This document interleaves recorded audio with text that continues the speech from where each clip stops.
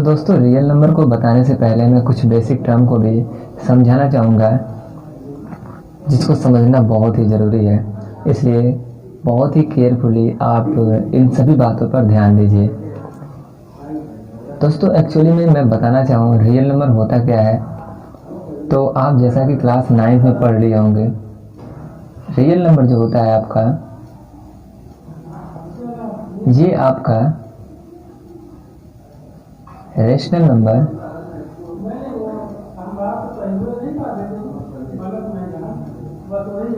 और irrational number,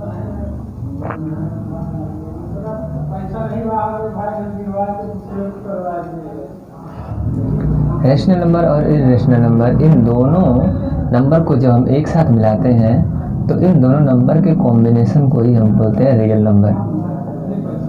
okay, अब यदि आप पूछना चाहें रेशनल नंबर क्या होता है और इरेशनल नंबर क्या होता है, तो इसके लिए आपको मेरे पिछले वीडियो में जाना पड़ेगा, जहाँ पे मैंने बहुत ही अच्छे तरीके से रेशनल और इरेशनल के बारे में डिस्कशन किया है।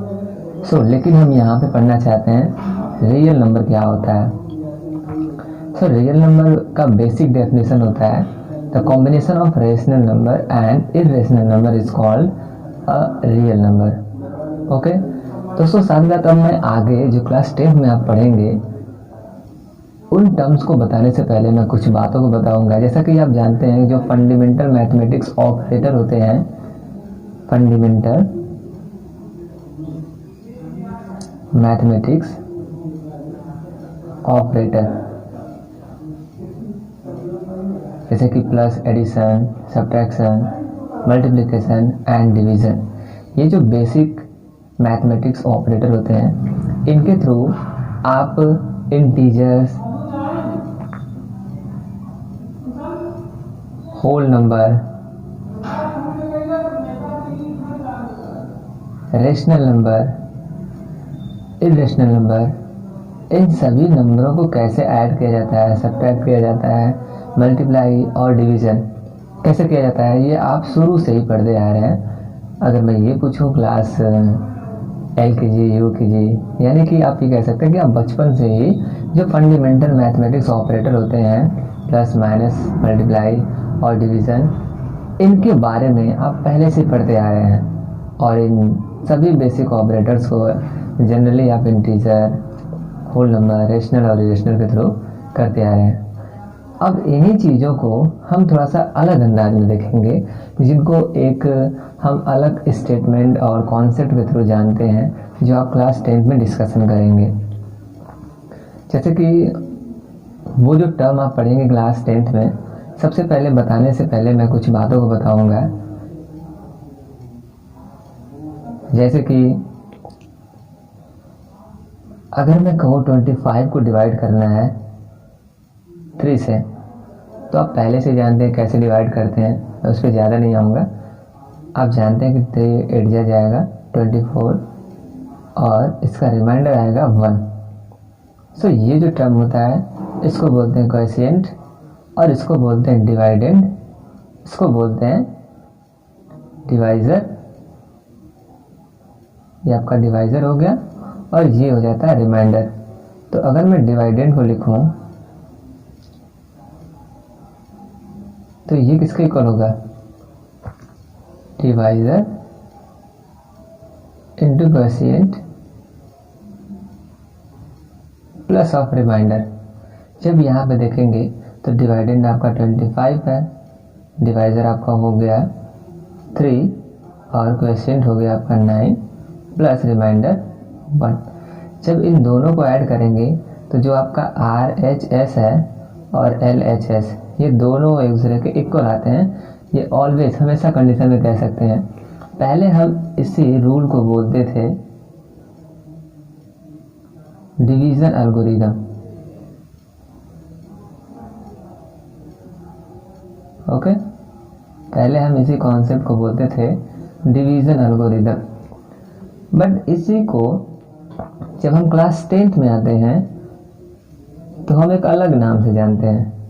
जैसे कि अगर मैं कहूँ एक ए पॉजिटिव इंटीजर, है कि एक पॉजिटिव इंटीजर लें, मैं मान ले रहा हूँ ए है, और इसको एक दूसरे पॉजिटिव इंटीजर b से डिवाइड करूं तो कोएफिशिएंट आपका q आता है, और जब मैं q से डिवाइड करता हूं इसको तो आपका कुछ रिमाइंडर आता है जिसको मैं r से डिनोट करता हूं।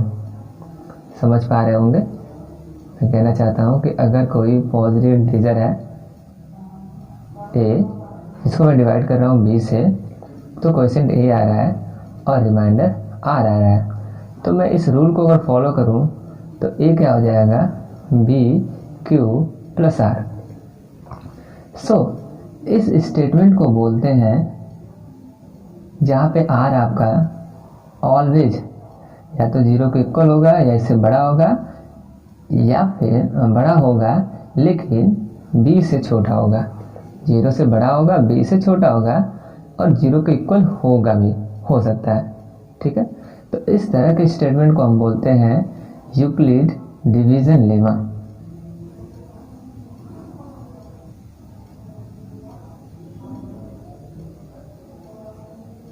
सो आप एक काम कह सकते हैं, when a positive integer a divided by a positive integer b, then in this case there is a remainder, or this statement is called the Euclid division lemma, where r is greater than or equals to 0 but less than that of the b, where b is the divisor and a is the dividend and q is the quotient, r is the remainder.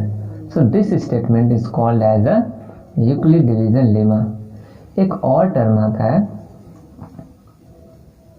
Basically Euclid division lemma का जो main application है वो है 2 या 2 से अधिक number के HCF को फाइंड करने का।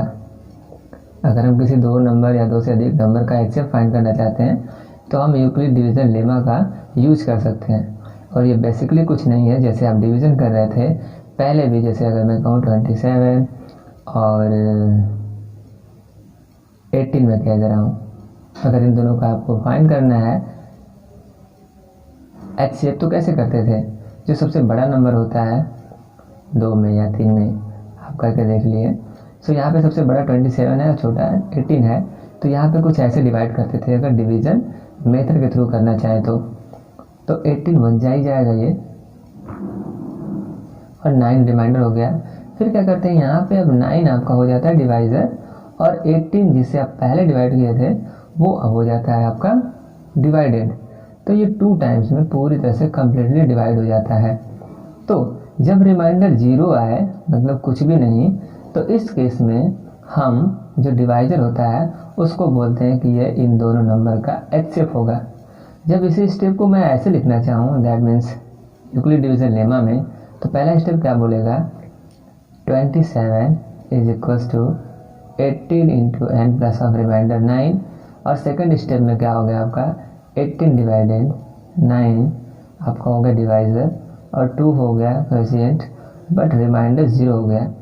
तो ये स्टेप आपका, अगर मैं यूक्लिड डिवीजन लेमा के थ्रू फाइंड करना चाहूँ तो हम कुछ इस तरीके से लिखेंगे इसी स्टेप को। और जब हम एचसीएफ फाइंड करते हैं यूक्लिड डिवीजन लेमा के थ्रू, तो जो स्टेप होते हैं या तो 1 स्टेप में या 2 स्टेप में या 3 स्टेप में या मोर देन 3 स्टेप में आपको एचसीएफ मिल जाता है। और एचसीएफ वही होता है जो डिवाइजर आपको कम्प्लीटली 0 यानी कि जो 0 रिमाइंडर देता है, या यूँ कह सकते हैं कि कम्प्लीटली डिवाइड कर देगा। तो उस केस में हम डिवाइजर को बोलते हैं कि ये उन नंबर का एचसीएफ है। अब ये जो स्टेप मैं लिखा हूँ यूक्लिड डिवीजन लेमा, जो कि हमें एचसीएफ फाइंड करना था, तो ये जो 1 2 3 4 जो भी स्टेप होगा, इसी स्टेप को बोलते हैं Euclid division algorithm. So that means जब हम एचसीएफ फाइंड करते हैं तो एचसीएफ फाइंड करने के लिए जो भी हम स्टेप लिखते हैं यूक्लिड डिवीजन लेमा के फॉर्म में, इसी स्टेप को हम बोलते हैं यूक्लिड डिवीजन एल्गोरिदम। बाकी यूक्लिड डिवीजन लेमा और एल्गोरिदम में कोई डिफरेंस नहीं है। ओके, सो नाउ अब हम नेक्स्ट टाइम मिलेंगे और इस पर डिस्कशन करेंगे। थैंक्स।